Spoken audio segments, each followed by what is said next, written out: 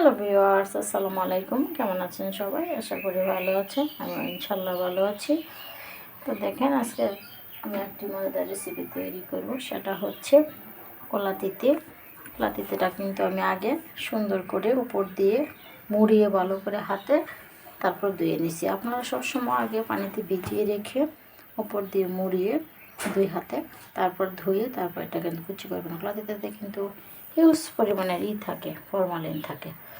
এই জন্য পোকেও ধরে না, পচও না, এটা বুঝতে হবে। এই জন্য কুসুম গরম পানি দিয়ে ভালো করে মুড়িয়ে কুচতে উপর দিয়ে ধুয়ে তারপরে কিন্তু এটাকে কুচি করতে হবে। এটা সবসময় সবাই মাথায় রাখবেন। তো দেখেন, আমি এটা ভিজিয়ে রেখে ভালো করে মুড়িয়ে তারপর কুচি করেছি। আর আরেকটা কথা হচ্ছে যে কি, কলাতিতে সবসময় যত চিকন করে কুচি করবেন, দেখেন আমার হাতটা দেখা যাচ্ছে এই যে কলাতিতের ভিতর দিয়ে কী পরিমাণে কুচি করেছি। তো কলাতিতে সবসময় যত কুচি করে মানে চিকন করে কুচি করবেন তত টেস্ট হবে, এটা মাথায় রাখবেন। আর সাথে আলু কিন্তু অনেক কুচি করে দেবেন। দেখেন, আমিও কিন্তু অনেক কুচি করে দিয়েছি। সবসময় আলু আর কলাতিতে একসাথে দিলে যে হবে না, এরকম কোনো কথা না, হবে, কিন্তু আপনারা কুচি করে দিতে হবে।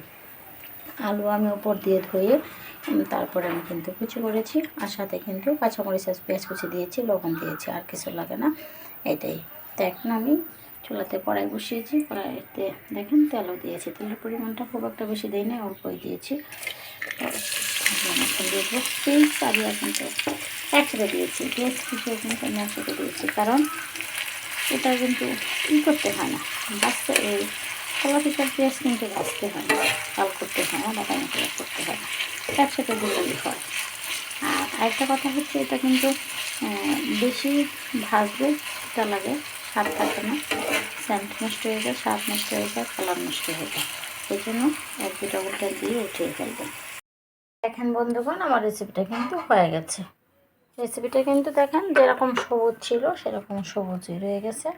কারণ এটা কিন্তু এরকম যে আমি যত করব, মানে কুচি করব, যত চিকন করে কুচি করব তত সুন্দর হবে আর তত তাড়াতাড়ি হয়ে যাবে।